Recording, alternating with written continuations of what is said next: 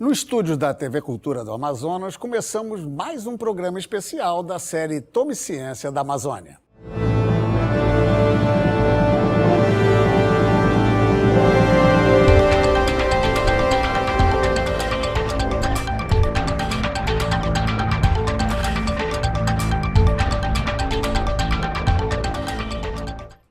Olá! As condições climáticas da Amazônia, quase sempre com calor e umidade, e a existência de águas paradas facilitam a proliferação de mosquitos responsáveis pela transmissão da maioria das doenças chamadas de tropicais pela Organização Mundial de Saúde.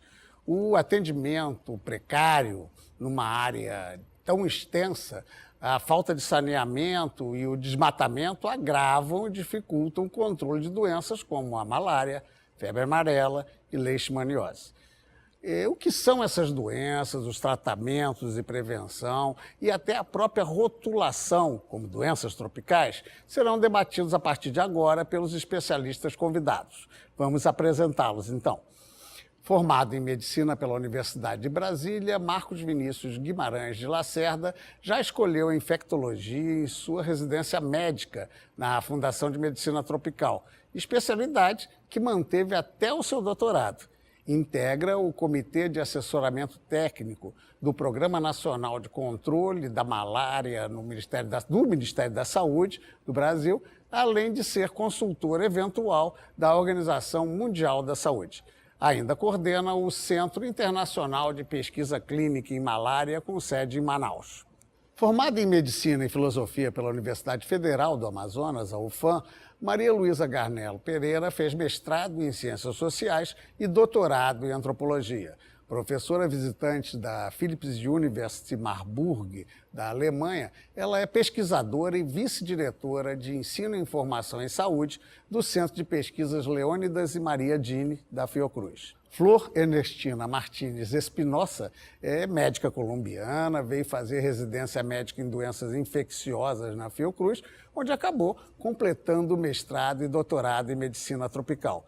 Atualmente, é orientadora no programa de pós-graduação em doenças infecciosas e tropicais da Fundação de Medicina Tropical do Amazonas, que atua em convênio com a Universidade do Estado de Amazonas, além ainda de atuar como pesquisadora no Centro de Pesquisas Leônidas e Maria Dini da Fiocruz. Felipe Gomes Naveca sempre se dedicou da graduação ao doutorado à microbiologia. É docente permanente em programas de pós-graduação da Universidade Federal do Amazonas, a UFAM, além de ser o vice-diretor de pesquisa e diretor substituto do Centro de Pesquisa Leônidas e Maria Dini, da Fiocruz. Trabalha com desenvolvimento de métodos para diagnósticos e estudos evolutivos de doenças infecciosas emergentes, especialmente as causadas por vírus. Bem, nós vamos começar discutindo essa questão do termo.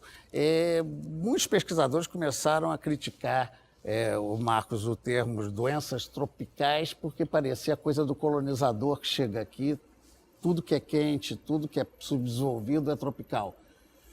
Na realidade, a origem do termo é essa mesma, né? Os pesquisadores que trabalhavam nos países que colonizaram esses países tropicais, eles se depararam com doenças que eles não conheciam na Europa, e então começaram a controlar essas doenças porque as suas tropas, os seus soldados voltavam infectados e muitas vezes morriam. Então eles tiveram que passar a estudar essas doenças não por causa da população que morava nos países, mas por causa dos militares que estavam colonizando os países. Então hoje há uma interpretação de que o termo de fato é um pouco colonialista, mas ele não deixa de ser verdade, ou seja, essas doenças, ou a maior parte delas, são doenças que acontecem em países de clima quente, onde a temperatura e a umidade favorecem especialmente o aparecimento dos vetores, dos mosquitos, que são os responsáveis pela transmissão da maior parte dessas doenças. Bem, por que, eu vou perguntar para o nosso amigo Felipe, por que os mosquitos são tão danados assim e responsáveis por tantas doenças? Nós temos mosquitos que de fato são importantes na transmissão da doença. No caso da dengue, a gente tem o Aedes aegypti, que é um mosquito com um hábito muito interessante de estar dentro da casa da pessoa, de um ambiente doméstico. Então ele tem um contato muito íntimo com a pessoa e foi o que melhor se adaptou a isso. Mas temos outras espécies, outros gêneros, no caso o magogos, que transmite a febre amarela, que ele é um mosquito mais de peridomicílio, mais de área rural. Tá, agora, no caso, você diz adaptado a dentro de casa, por que razão? Durante esse processo de coevoluir com o ser humano, o Aedes aegypti encontrou um ambiente favorável para a sua criação e manutenção da espécie convivendo dentro de casa. Então ele se adapta muito bem a se esconder dentro de uma casa e picar a pessoa no momento que ela está mais distraída. Tá, mas se não tiver pessoa, vamos dizer, na Amazônia não tem gente o tempo todo, ele sobrevive como? Ele pica animais? Os mosquitos de ambiente de floresta, principalmente, eles têm esse hábito. Eles acabam picando o homem quando o homem entra na floresta, mas ele não é o seu alvo primário. Já o Aedes aegypti, por já estar tão acostumado, o alvo primário para picar é o homem. Tá, mas quando não tem, Ele pica sangue? Sim. A fêmea precisa de sangue para a maturação dos ovos. É isso mesmo. A fêmea que é a principal causa, porque o homem... Os índios também, né? Descansam enquanto a mulher está grávida, é uma coisa. Falar em gravidez, vamos lá. Flor, por que essa dedicação sua ao estudo e o controle da doença em grávidas? Porque é uma época da vida em que, se acontecer uma infecção, as vítimas potenciais são 2, no mínimo. Em segundo lugar, porque é precisamente durante a gestação que uma mulher é mais suscetível e mais vulnerável às doenças infecciosas. Suscetível significa que ela tem maior frequência de infecções quando comparada com uma mulher que não está gestante ou com um homem. E mais vulnerável porque uma vez ela tem essas infecções, a probabilidade dela desenvolver formas mais graves dessa doença é muito maior. É bem maior, né? É. Nossa, também, relativamente, ela fica mudada, né? Fisicamente, propicia isso, né? Ela tem que sofrer alterações fisiológicas para permitir o enxerto fetal. E isso define muito o comportamento dela frente a alguns... Falta de solidariedade total da mosquita, né? Não, vai exatamente prejudicar. Luísa, você fez filosofia e depois se dedicou à antropologia e à preocupação com a população. Por que filosofia?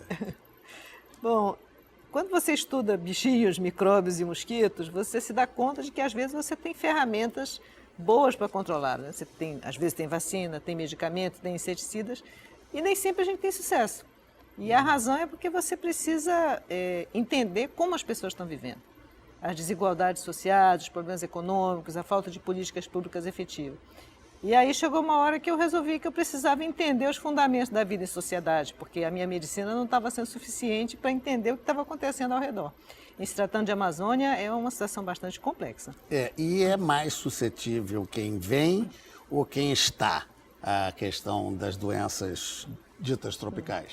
Depende muito dos eventos, do tipo de parasita. Então, malária, por exemplo, se você nunca se expôs, não tem aprendizado imunológico, você pode ter um quadro inicial muito grave, né? Pode acontecer.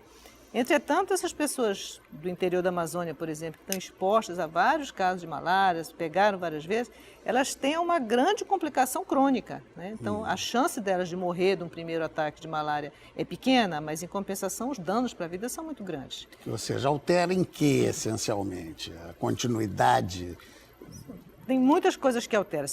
Situação das grávidas, que a Flor estava falando Sim. ali, né? É uma situação que você tem gravidez sucessiva, vai sendo espolhada. A gravidez com a malária superposta, as alterações negativas para o corpo da mulher são maiores. Se for criança, deficiência de crescimento, anemia, deficiência pode acontecer de cognição, de escolaridade. Tem situações clínicas que o pessoal do tropical tem bastante experiência, que o baço fica muito grande, então perturba todo o metabolismo da pessoa. Você tem muitos problemas, é né? prejuízo mesmo de vida, Com certeza. Né? Bem, vamos começar a falar um pouco do que é a malária propriamente dita. Explica inicialmente para a gente como é que é o funcionamento, como é que a pessoa adquire a malária, a picada do mosquito, e o que é que ela causa, na realidade? Então, é uma doença muito antiga, na verdade, causada por um protozoário chamado Plasmodium. Existem 5 tipos de Plasmodium que são capazes de fazer a doença humana, sendo que um deles é muito mais de macaco, mas também pode fazer doença humana, não é? Então, a gente tem, na verdade, 5 tipos de malária humana. Isso é importante porque uma malária não é exatamente igual à outra. Existem formas mais graves, formas menos graves. E o mosquito fêmea, ele precisa pegar o sangue da gente para colocar os seus ovos. Na verdade, o mosquito fêmea está tentando sobreviver quando ele pica a gente e tira o sangue. E quando ele faz essa picada, ele coloca essa forma na pele, em meia hora isso vai para o fígado, em torno de 15 dias é o tempo que se demora para começar a aparecer febre. Na verdade, a síndrome febril, a presença da febre, é o principal sintoma da malária nas áreas onde existe essa transmissão. E, eventualmente, quando não há o diagnóstico e o tratamento, a pessoa pode evoluir nas próximas semanas fazendo gravidade e até morrendo. Então, a grande complicação dessa doença é a morte mesmo. Mas ela está muito similar à febre amarela, que também dá febre, ataca o fígado, amarela. Como é que dá? Quer dizer, as doenças tropicais que levam à gravidade, elas são muito parecidas de um modo geral, porque o corpo da gente responde à entrada de um vírus, de uma bactéria e de um fungo, na sua forma mais grave, de forma muito semelhante.